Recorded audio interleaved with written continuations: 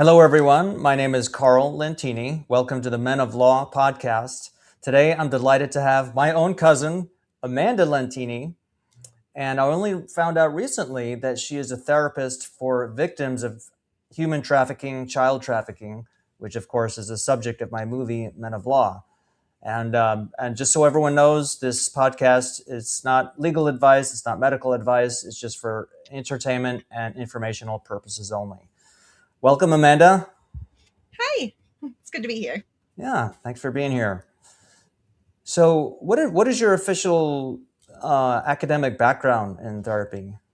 Yeah, I'll start. I got my bachelor's in psychology in 2010, and then 2021 I started at my master's of social work program. I graduated 2023, got my LMSW, which is licensed master of social work, and then I got, after doing my supervision, all the required things you have to do for that, I got my LCSW, which is for licensed clinical social worker.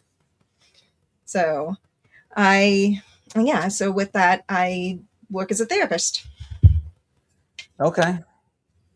And are some of your patients or people you treat victims of trafficking, or all of them? Or All of them. The where I work at a nonprofit that only supports survivors of sex trafficking and commercial sex exploitation. So people who are members there, they can get case management. So making sure like they're getting supported with like housing needs, getting back into education if they need that, any legal stuff that they're needing. We have referrals with that, helping out with like making sure like rent's paid, all of these other things. And then they also, if they want, not all of them choose to do it, some, but they will also have therapeutic services available. So there's myself, there's 4 therapists who work there.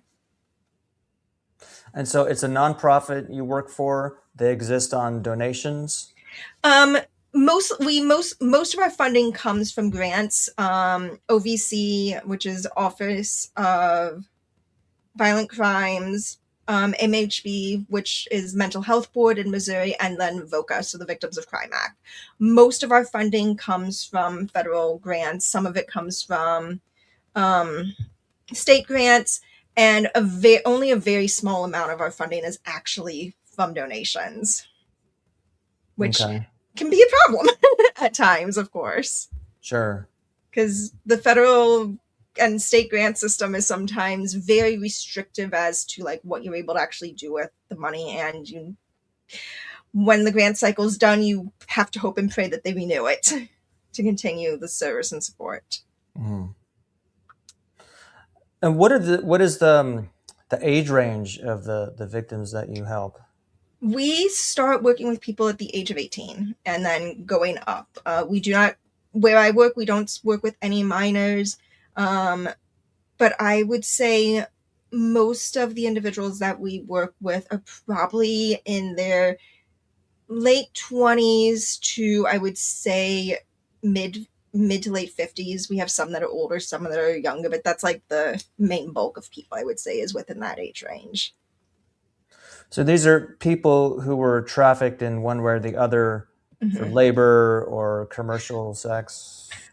Wait, right. Well, we are open to working with labor trafficking. Right now, all of the people that we have all been survivors of just sex trafficking. So we don't have any survivors of just labor trafficking. But it is not uncommon to find out, especially if it was someone who was trafficked as an adult, that there may have been labor aspects tied into it. And then at the core of it, people who are being trafficked for sex work are being labor trafficked also, because someone is still making money off of their labor. Right, right. I once talked to an LAPD detective, and they rescue or attempt to rescue people of various age ranges, and he told me about that. That sometimes the victims aren't the sex worker, but they take care of them. They clean, Mm-hmm. they do other stuff. So it's just kind of a mixed bag, I guess. Yeah, Um, there can be. and it tells me that this is if this is your full-time job, and unfortunately it sounds like there's no shortage of people to help. No, we have a wait list both for individuals in case management and individuals who are requesting therapy services. And I don't know how long on average it typically will take for someone to be able to get case management services, but I do know that it is not uncommon for someone to be on the therapy waitlist for 2 years or longer before we have space for them, where someone who we had been giving therapy to feels like they're at a space that they no longer need the trauma therapy. They might still need other sorts of therapy, but they feel at a space where they don't necessarily need to be working in relation to trauma. They may feel comfortable like going to work with another agency. They may have hit a point where through like their case management, maybe they're able to now have steady income and everything. They have health insurance and they feel like, oh, I can actually like go see a private therapist also now. And so that's when we would be, so until someone is no longer needing therapy or no longer needing case management, they stay on someone's caseload. And because of the intense amount of trauma that the individuals, of course, are going through, at least at my agency, which I do love this, they do try to keep the caseloads fairly small, even though like they do realize that this will mean that it's longer wait list, but it also means it's less likely that staff gets burned out, because if staff gets burned out and quit, then all the people that they had on their caseload are now not being served. Mhm. I can imagine it can be pretty exhausting for the therapist. You're human beings. You're going to be Right. affected, right, by the stories you hear and the pain that you see people in. Yeah, definitely. And I will even state it's probably worse a lot of times for our case managers even than for the therapists, because a lot of times they'll still hear the same stories, but they are the ones that are also having to help them try to navigate like finding housing when this person has a criminal record because they were arrested for prostitution while they were being trafficked, or because this is an unfortunate reality. Most individuals who would get trafficked are either trafficked by, if they were trafficked as an adult, most of the time they were trafficked by a romantic partner. If they were trafficked by as a child, most of the time they were trafficked by their own family. And with that also happens, it's not uncommon to find that if someone was trafficking their kid, they're also doing a lot of financial abuse in addition. So this is a type of thing in which like a lot of these people will come out and like they have shit credit because their family members were using their social security to call numbers to get credit cards or get loans and whatnot, and then wouldn't pay them because it wouldn't affect their credit score, it would affect their kids' credit score. So that's also a major thing that a lot of time having to work for is like someone might have a criminal history or have bad credit, and then they're trying to find somewhere that they can live because they've been living on the streets or living in shelters, and a lot of places will be turning them down because of those things. So a lot of our service managers are having to deal with not just hearing the stories, but also like really running into all of the issues that just with societal setups. Right. I can imagine all the various problems, all the things we take for granted. You have a job, you have a place to live, you have an income, you pay your Yeah. bills, all those basic things to just try and reconstruct that as an adult when you have all this, when you were the victim. Hmm. And also, when a lot of times people won't believe that you're a victim because one of the things that can, again, like especially with adult survivors, like I said, most of them are trafficked by their partner, will sometimes get missed that they are trafficking survivors, especially, or trafficking victims if they are the only person being trafficked at that moment by that partner, because it'll be seen as a domestic violence situation. Or and so the cops might come in and be like, okay, this is a domestic violence situation, handle that aspect, but they could miss the fact of like this person not only is in a domestic violence situation, they're also actively being trafficked, which can be a problem. And it happens with a lot of places. It's just because when we as a society in general hear about trafficking, we're hearing about people who are being brought in from other countries, or like the big trafficking cartels and everything. And that is actually the smallest amount of trafficking that goes on in the United States. Most of it is one person being trafficked by someone that's close to them. Maybe two, like if it might be like a person who's in a romantic relationship and they might be being trafficked by their partner, and they might have a kid that's also being trafficked by that partner. Like, so most of the time it is just a one single thing. And the other thing that people have normally don't understand is like trafficking doesn't have to like, when this has been a thing, it's like trafficking does not require going across state lines or anything.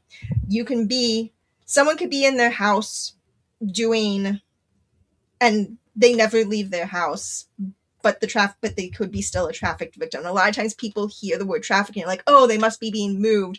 And no, it's, they're not the ones being moved. It's the good, which is the sexual content, is what's being moved, either because other people are coming in to have sex with them, or their trafficker might be utilizing them to make online content. So whether it's online pornography, which, or online things like Camgirls or OnlyFans, some of those people who are in those are being trafficked. Not all of them. A lot of them probably aren't, but it's hard to know who is and who isn't. Like, who is doing this because they want to, and who is doing this because they're being forced to, or because they're being coerced to, or because someone told them like, hey, no, like I'm really good at managing this sort of stuff, like I can work as a manager for you and make sure like I'm taking care of all this stuff on the back end. And then it's the type of thing in which like, okay, so now that we're making the money, you might get 50 cents for every like $100 that I make. That person is still a trafficking victim, because they might have gone into that thinking like, oh, I'm going to have a job where like, yeah, they might take a small percentage, like maybe like 10-15%, to make sure like everything's being done. And then when it comes down to it, they are now having sexual content being sold under a sense of fraud, because those are the main things within the federal guidelines is coercion, force, or fraud. And the fraud one is the hardest one, because it is that whole type of thing. Like that, a lot of times where you will see it, it's like someone's like, oh, I'm getting a job as a maid. And then like they go in and they find out, so yes, you're going to be working as a maid, but in order to keep your job as a maid, you also have to sleep with me. That's another aspect of where how fraud would come in. Fraud plus some coercion at that point. Sure, sure. So this is something that is almost invisible unless you see a streetwalker, or you read Mm-hmm. about an arrest in the newspaper, or Yeah. read that some kids are rescued somewhere. You wouldn't have any idea.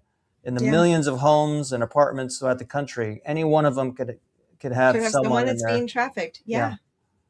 And it right. is really scary that we don't know how much it happens until someone gets caught.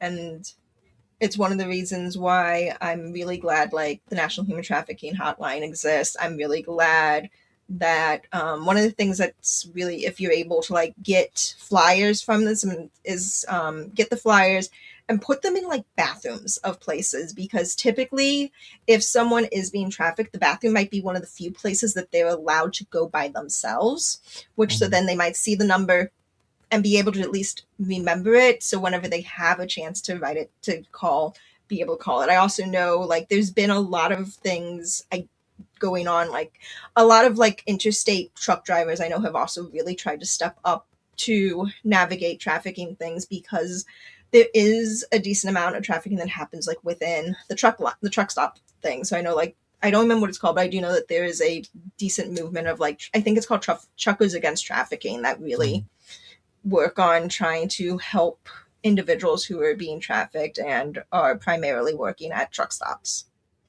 Oh, that's interesting. So you have little groups of just. Yeah, there's various places where people realize like, oh, we're in a space that might run into it more, and so like they start making things to like try to like find ways to speak out against it, and try to like give education towards other truckers of like, hey, this is what might be going on. If you see this, this isn't someone that's just wanting to have sex with you for money just because she wants to have sex with you for money. She could be getting trafficked, and this is what to do to kind of like help keep it from getting worse. Mhm. It's good to see there are people out there who don't do this kind of thing, who Mm-hmm. want to help. in some possible way. Yeah. And honestly, like some of the other things, like I wouldn't be surprised. I'm actually surprised that to talk on it. So, like, it would probably be likely, and there's probably no way to know, but a lot of statistics have shown this, that there probably was more trafficking going on just recently because of the World Cup. Because one of the things that has been researched and figured out is that with major events like a World Cup, like um, the Super Bowl, like New Year's, like anytime where there's going to be a larger amount of people in a place for some sort of like celebration or major event, trafficking goes up just because there's more people there and therefore more potential clients for the trafficker. So I don't know if there's even a typical victim, but if you had to say the typical victim who's trafficked, how do they find out about your organization or some other organization to get Word of help? mouth. That's honestly most of the way that it happens is from either they call the National Human Trafficking Hotline, and that hotline does know a lot of places like within. So, like, if someone was to call and be like, "I'm in Indiana," that hotline will be like, "Okay, here are places in Indiana that help survivors." Or if they're like, "I'm in Florida, I'm in Missouri," and so they do that connection. But a lot of times, what happens is because in addition to trafficking, a lot of individuals who survive trafficking do end up with substance use issues. So a lot of them will also end up in like AA or NA or recovery facilities. And other people who have survived trafficking are really good at identifying other survivors and then will be like, oh, or like within like DV shelters or whatnot. And so they'll be like, oh, hey, I the thing that you went through or going through, I went through this. Here's a place that helped me. Reach out to them. So that's actually one of the biggest ways is via word of mouth. I know my agency will also go to local events and whatnot to just put our name out there because of that whole type of thing of like maybe someone might come by who knows someone or has a family member that survived or is a survivor but hasn't really had a chance to do anything. So that's the main way is through word of mouth, through making and then through making connections with the agencies of like connecting with places like domestic violence shelters or police or hospitals, because those places will also reach out if they know someone. But again, since it's not something that most people get really good training on, it's not uncommon for people to get missed. And so they might be like, oh yeah, this person was abused, but they don't recognize that abuse as trafficking. And so that can be where some of the issue happens is like, oh yeah, this person's was abused by their family member when they grew by their family when they grew up, or this person was in an abusive relationship with a partner. But if they don't like, but it then makes that sometimes it's that extra step of this abuse wasn't just abuse, it was also trafficking, is harder to catch because it is not what it's not like Taken. That's at the core of it. What we see in movies is not what most trafficking is, and most people are looking for what we see in the movies or on TV. Mm-hmm. Yeah, I mean, when I made my movie, uh, no pretensions about it being anything but fiction. It's make believe, but it's about a larger issue, you Right. know. And I just hope it brings attention to the issue, makes more people aware. Think about it. Yeah. Yeah, because you could know a victim, but not know they're a victim, you know. Yes. Yeah. And what I know you wouldn't have an exact number, but what percentage of people out there in the world do you think are trafficked? Oh At least where wow. you are. I like you said, I don't have an exact number, but I do know that we do have that there is an organization like again the human trafficking does also kind of make some sort of an idea. So to give an idea, and again, this is just off the National Human Trafficking Hotline, so this doesn't apply, like, I know some of the people at my agency or like at other agencies may not, these individuals might not have called the human trafficking hotline, but to give an idea, in the state of Missouri in 2024, they had 696 phone calls to the hotline, and of those, there were 272 cases identified with 539 victims within it.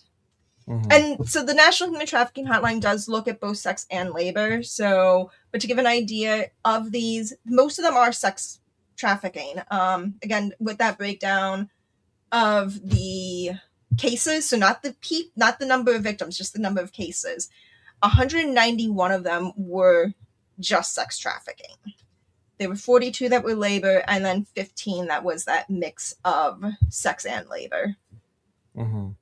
So, and most are adults, most are women, but there are minors that call, and there are men that call, because that is another thing. Like, men can also be victims of trafficking. It's not thought of as much.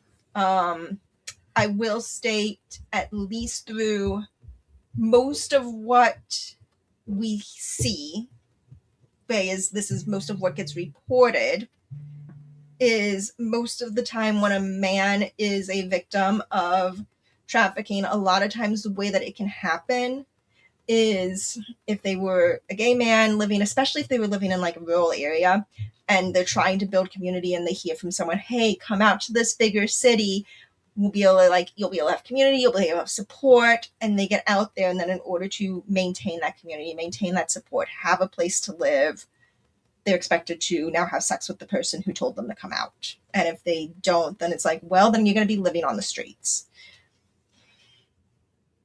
Because like one of the ways that sex trafficking shows up, and this is like the way that one of the big ways it gets missed, is what's called survival sex. So it's the person who is having sex because if they don't, they're not going to have a place to live. They're not going to have food. They're not going to have the ability to buy clothes or anything because they were kicked out of somewhere. And it's either I have sex with this person when the other people that they're bringing in for me to have sex with, or I'm back to living on the streets, or me and my kids are back to living on the streets, or I'm not going to be able to eat the next day. And then again, since a lot of times traffickers will introduce drugs to the people that they're trafficking, or people will start using drugs because, hey, this is really traumatic. And if they aren't in therapy, drugs do help numb some of the trauma. Sometimes it becomes the thing of like, I need to keep having sex with this person or with these people because that's the only way I'm going to be able to afford my drugs that keep me from not wanting to die every second of the day. Right. And being on drugs or an addict adds its own problems. That could motivate you to go out and commit crimes. That alone. Do you have? I will state, like, in regards with crimes, like most of the people who, when there is a criminal background attached to it, it is one of two charges that they're going to have. They will have prostitution charges and they will have substance use charges. Most of the time you don't see other charges. It's most of the time it's prostitution. Sometimes it's like, oh, this person was, we caught them while they were using a substance, or they had a substance on them. So that's like the major way that those are the most of the charges that they have. Mm-hmm. Which of course makes it difficult to get a job or rent, sign a lease. All those other things, which is why then a lot of times they're like, well, we need support of agencies and nonprofits to be able to like do this stuff. Sure. Do you have success stories? Yeah, no, like, and so the thing is, like, success stories look in a lot of different ways. Like, we have some people where it's someone who was being trafficked, they get into the program, they get a place to live, they're working on a graduate degree, they have a job, and like they got like that is one sample of a success story. But also like it is the type of thing in which like success stories are also like, hey, this person was living on the streets and they couldn't figure anything out, and they have now had stable housing for 6 months. That's also a really big success story, and it's really, those are the ones like we also really where I work, we will highlight even the small successes just as much as the big successes. Like even if someone's like, I was, because of my trafficking, I've been using for like 20 plus years, and I've started a program and I've been sober 30 days. We will celebrate that just as much as someone who's like, I've been sober 20 years. Mm-hmm. Because you can't reach those bigger successes without those smaller ones being highlighted and being like, you're doing great. Because you came from being on fire and now you're no longer on fire. But no, like we've had, like I said, a lot of times when we have someone else who's able to move, like have another person's because someone isn't needing therapy anymore, or they've gotten to a point where they aren't needing case management services anymore because they feel stable. They've gotten to a place of stability where, yes, they went through this and everything, but it's no longer consistently impacting their life where they aren't able to like find work or keep a job or maintain relationships and everything. So no, there's the fact, like where I work, we've been there for 10 years. So we've seen a decent number of success stories. And we've had also, of course, a decent number of losses of people who weren't able to survive their healing journey. And by survive, not survive, you mean? They died. Whether it was an overdose or suicide. Some of the people that die, it's because through all of the trauma they had, they just had really significant medical issues that they just couldn't cope. They just could not, their body just gave out. But right. No, like suicide and overdoses are not uncommon because there's a lot of trauma that they're going through. Mm-hmm. The people who you deal with who are trafficked 18 and above, mm-hmm. How many of them are actual parents? A decent number, actually, I would say. A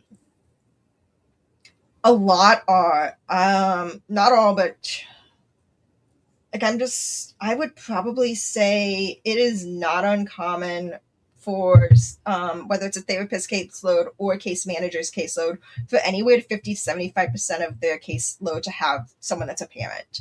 Some are parents of kids that are still living with them. Some are parents where their kids might have been taken by CPS, so they have visitation.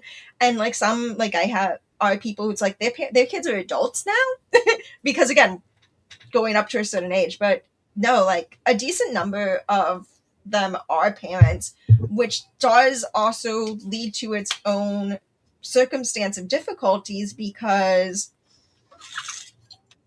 like, especially within therapy, because you need to be able to have privacy and be able to like fully pay attention to your therapist. And a lot of these individuals might not have good childcare support. They might not have a family member or a friend that they can trust to stay with their kid for like the hour that they're in therapy. And so that can also lead to its own challenge that makes it longer for them to be able to get in therapy because, yeah, if they have a kid if they're like, I don't have anyone that can watch my 3-year-old, I would need to bring them to therapy, mm-hmm. But we don't have anyone at the agency who can watch the kid while you're there. So we're not going to be able to do therapy because you also can't have your 3-year-old in the office with you while you're getting therapy because A, you don't have privacy, and B, you're not paying attention to, mm-hmm. You're going to be having most of your attention to your kid, which makes sense. Right. If this is okay to ask, the people who are treated there, is it gratis? Is there at my program? Yeah, it is all funded via the grant, so none of them are having to pay anything out of pocket. We don't even. So and even if they have insurance, we don't even go through their insurance. So they can be fully uninsured, they can be insured. It doesn't matter. We see them for Mm. and give them the supports and everything. That is, which I will say, that is probably one of the extra benefits of having it be being grant funded, is that we do know, like, okay, all of your supports and services are going to be paid for, so you don't have to try to figure it out. But yeah, for all of our members, it is free. It's this is all a challenge to each person, but if someone has to wait 2 years to be able to see a therapist, I my optimistic brain is thinking, well, maybe that gives them something to work towards, to say, I got to hang in there, I got to survive, And yeah, it can sometimes. We also will give referrals out. Like if someone's like, I don't know if I can wait that long because I'm in such a crisis. I need some, even if I don't go to someone who's going to work with me on my trauma aspects, they're just going to like help me learn like DBT skills or help navigate my depression or my anxiety or whatnot. We have referrals also that we can give out. Most again are, and again, a lot of these are either other nonprofits where it'd be free, but also other therapists who either take, most of our members have Medicaid or Medicare, so that's a really big thing, or if they have a very low sliding scale, like typically when these we're hoping if they're able to go down to like $20 or less, which most therapists are not able to do because that is really low. But a lot of times it is looking for like if Medicaid, Medicare, a really intense sliding scale. Normally, if you do find those, it'll be because they also will have interns that'll work with those individuals, which again, like if someone's just like, I just need my anxiety or my depression to not be at this intense level, that's fine. Mhm. But so that's one of the things, like, again, it's just like navigating some of that. But yeah, they might not, because the trauma work is typically a lot more difficult. And so, and like they can do the trauma work even with a trauma therapist that's not trained fully in trafficking. It's just going to be, they know that they won't get as many looks if they know someone is trained in trafficking. And there's plenty of trauma therapists who are trained in trafficking who don't work at agencies. But no, it's just a lot of balancing acts, because I will state, even with like a lot of the members who are seeing us where I work, most of them, it can take anywhere from 6 months to a year before they are stable enough to actually start working on the trauma. Stable enough just emotionally? Mm-hmm. Yeah. Because again, because it is such an intense amount of trauma that goes on, there's a lot of emotional regulation that might be happening. What they're needing to learn is like, okay, if we're in a crisis or if I start having like intense emotions, how do I navigate that? Because you're gonna be getting a lot of emotion, a lot of intense emotions, even if you're not.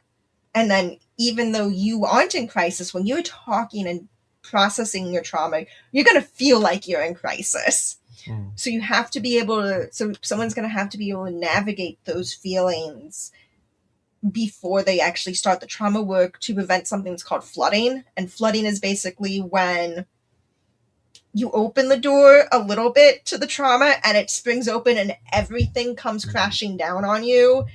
And that can actually cause a lot of backslide and a lot of problems because you weren't ready for it. Mm. Trauma work is very slow. I can imagine. I'm sure some people are just ready to burst just at the first opportunity to a neutral party who actually cares Mm-hmm. about them. Yeah. And like that will also sometimes be the first thing. It's like, and you're not doing any trauma processing at that point, but it is just the whole thing in which someone's like, I need to tell you my story. And at that point, it is giving them like the validation and being like, no, yeah, I hear you, I see you, you're right, you shouldn't have gone through this. It sucks that you did. And being like, and now we're here, we're going to be able to give you that support. And that is like, so it is not uncommon that like in the first couple of sessions that someone's like, let me tell you all my trauma history because I need to. And that's one of the type of things of like, even when you're getting someone's trauma history, that's different than doing trauma therapy, because with trauma therapy, you start actually processing the trauma and going through the thoughts and like the negative thoughts that it brought up made you start feeling, especially those about yourself, the emotional numbing or getting trapped in a threat response. So like some people, like the idea in which like you always shut down, or anytime they're, or you're ready to just like throw fists with someone, or anytime something gets scary you completely book it. So that's when you start doing the trauma work, is when you start dealing with those things of like, okay, how do we navigate so you don't think you are a person that deserves bad things to happen to you because this bad thing happened to you as a kid. Or, and now to help you realize like you do deserve to be happy. You do deserve to be loved. And that's when the trauma work happens, and a lot of emotional stability, and not just emotional stability, but a lot of resources. So like being able to recognize like, okay, I'm having like this bad thing come up when I'm not in therapy and I can't deal with it any right now. How can I put it somewhere else where it can sit there for a moment, and then when I'm in therapy I can bring it up and talk about it, or when I feel more stable I can think about what do I need to do with it. So there's a lot of skill building. There's a lot of skill building that starts off at first in therapy. So just learn how to regulate the emotions, learn how to regulate distress. And then once someone's able to do that, then you, before you even again start dealing with like the major trauma, you start dealing with really small things to make sure it is working. So it would be the type of thing in which like, rather than us dealing with like the trafficking type thing, we can talk about the time that your kid yelled at you and told you that they thought you were a shit mom, which was really distressing and probably made you feel really bad. We can navigate that. And here's the thing, for some people, that's actually going to be harder for them to work on than the time that they were trafficked. And so, but because that is become the bigger thing, but a lot of times this is going to still be tied in to what happened to them when they were younger or beforehand. So there's a lot of navigating things, because sometimes the trauma work isn't going to be working on the trauma of what happened to them within the trafficking. The trauma work's going to be working with them on all of the things that happened in their life after the trafficking, but because of the trafficking. So you've been here for 10 years at this place? No, I've been there. So I did my practicum. I did one of my practicums there. So I was there for a year as a practicum student. So I was in school during that time. And then I've been working there as an actual therapist for almost 2 years now. So I've been working with this population for about 3 years. Okay. And do they assign you people? Typically, yeah, no. It goes off again off the wait list. So it's the who's at the top of the wait list. We'll talk to them, make sure they're still wanting therapy, because again, like we said, sometimes it takes a bit of time. So they may have found another therapist, they may have moved to another state, because if they aren't in the same state that their therapist is licensed in. So like I am licensed in Missouri. I can't see someone who lives in Ohio because I'm not licensed in Ohio. But if I was licensed in Ohio and Missouri, I could see people in both states. That's one of the ways that things are. But so making sure, like, are they still wanting therapy? And then also one of the big things is like talking through, like, are they at a space where they can do it at this moment? Because some people will sign up for services at Healing Action, but they're still living in a shelter, or they don't have the child care that they need. And at that moment, it's like, okay, these are things like, if you're in a shelter, you're not going to have privacy if we need to do a telehealth. If you don't have childcare or transportation, and you, or like if you don't have transportation, but you also aren't somewhere that you would have privacy to be able to do it via telehealth, these are other things. It's like you might have to stay on the wait list a little bit longer while you work with your service manager if you have one, or work with other agencies if you're working with other agencies and you don't have a service manager with the agency that I'm at, to start building some of the things to then make it that you can do therapy. So there's a lot of requirements to be ready to do therapy that aren't just feeling emotionally ready. There's a lot of like I said, you got to make sure you have a place that you will have privacy, and that's the biggest thing. So like if you're in a shelter and you don't have transportation, there's no privacy in a shelter. If you have your own house but there's a bunch of people that live there, and you you don't think that, and you're like, no, even if I was to go into a room and close my door, people are just going to keep opening and walking in, and again, you don't have transportation to get to like an office. It's so there's a lot of stuff, and even like that one, it might be the type of thing of like, okay, is there one of the things like I've done with members who like they have a house that they don't, and they might not have like a legal car to drive, but they do have a car. It's just not legal. It's like, okay, would you be able to like grab your phone and just sit in your car for an hour and we'll just do it there? You're not driving anywhere because you can't drive and do therapy, but it's like you can be in a space where you're by yourself. Because I've had people do therapy from a parked car to be like, this is a spot where I can actually like have some privacy. Wow. You have to get a little bit resourceful. You gotta get creative sometimes. Yeah. Yeah. And what drew you towards this specific kind of therapy? Whew. So I think like part of it is like I knew working with trauma is one of the things that I want to do, and I also do want to like one of the other things like that I'm doing some more education on right now is become a certified sex therapist. And so there is a lot of with so like I work with the trauma, but even in regards like a part of the thing that can also happen is like helping someone after everything that happened to them regarding sex to start feeling like they can have a healthy relationship with sex again. Because that can also be really difficult, like because either they think they don't know how to have healthy sex because they haven't, or I've had people who it's like, oh, because I did all this bad stuff when I was being trafficked, I deserve for more bad things to happen to me. And so that will also sometimes show up in relation with the sexual relationships that they have with people. So there's also a lot of that rebuilding that healthy relationship with sex is part of, and themselves is part of that building that healthy relationship with themselves then. Wow. There's so much there. Mhm. Yeah. Yeah, Well, there is. I'm glad to hear you're doing this kind of work. I had no idea. And where do you see yourself? I know you just said to get another license, I guess. Not another. It's not a full-on license. It's just a certification. It's just more education. I'm Right. also getting more education in. I got trained in. I've got it. I've been trained in what's called EMDR, which stands for eye movement desensitization reprocessing. It's a form of trauma therapy.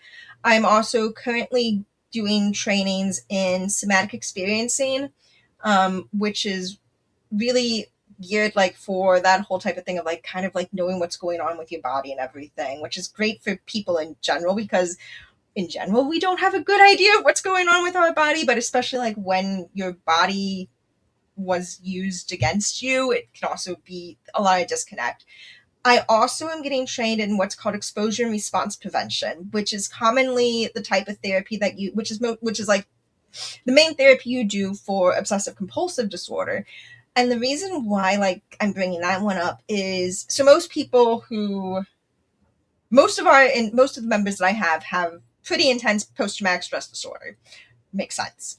However, there is, depending on the study that you look at, it's anywhere from 40% to 60% of people who have post traumatic stress disorder also have obsessive compulsive disorder. And really, the only good way to navigate obsessive compulsive disorder is with the exposure and response prevention. And that's because of the fact like a lot of other things might just look at like let's get the exposure, let's just navigate your response to it. Whereas this one's like, hey, we're going to keep exposing you to the thing that causes the obsession and the compulsion and regulate your response to it so you're not engaging with those compulsions. But yeah, so that one was more of a thing of just like, oh, this is a really interesting thing that a lot of people with PTSD have OCD, even if they aren't fully diagnosed with it. They're gonna you be like, oh, if you would actually go through the diagnostic process, you would probably have an OCD diagnosis. And it was a thing I was noticing, like with a lot of my members, where we were having a lot of obsessive compulsion, a lot of obsessive thoughts, and a lot of compulsions around trying to prevent things. So it'd be the type of stuff like checking things multiple times to make sure there is nothing wrong and everything. So like a lot of these really small things that probably grew from the trauma, but it is now just an additional complication of healing. Wow. I can imagine how people with PTSD have physical ailments and physical issues. Just Mm-hmm. the pain has to go somewhere. Yep. Um, There's a lot of people with PTSD, and this is another thing that really sucks within like the medical world, is you'll find a lot of autoimmune conditions like within PTSD because the body just gets overwhelmed and stressed. So there's a lot of so you'll find a lot of like fibromyalgia, you'll find a lot of things like Crohn's disease popping up, you'll find a lot of lupus that starts popping up because the body gets so overwhelmed. There's so much of the stress hormones, so much of like just the systems, your nervous systems, your endocrine system, everything just on haywire, that the body just doesn't know how to respond to it really well and can start attacking itself. So yeah, some of those medical things can really show up, and unfortunately a lot of autoimmune conditions sometimes get not treated as seriously as they should be by medical professionals, especially if it's something like fibromyalgia. A lot of the people will get that because fibromyalgia gets diagnosed because nothing else, you can't diagnose anything else. Like, well, we've tested you for everything else, so it must be this, which has led to doctors not believing it exists sometimes. hmm. And Even though it's in their ICD, the ICD-11, it is in there, but some doctors like, this is a made-up disease. oh, wow. And medical doctors typically aren't trained in the PTSD part of things. Right. So they're not They asking those questions. Right. And the thing is, like, they may have done a rotation in a psych ward at some point during their training, but if that wasn't where they were wanting to go towards, that might not be the main thing that they pay attention to. It's like, well, I have to do this. I have to know some of this mental health stuff because it's part of physical health stuff, but it's not as important to me as like the physical health stuff. Mm-hmm. Well, as we start to wrap this up, any other thoughts, any suggestions for people out there who are suffering and need help? I would definitely, if you are in need of help, reach out to the Human Trafficking Hotline. It is, because I don't know off the top of my head, but I'm looking it up really quick because it is a very important one. It is 888-373-7888. You can also text it, which is 233733.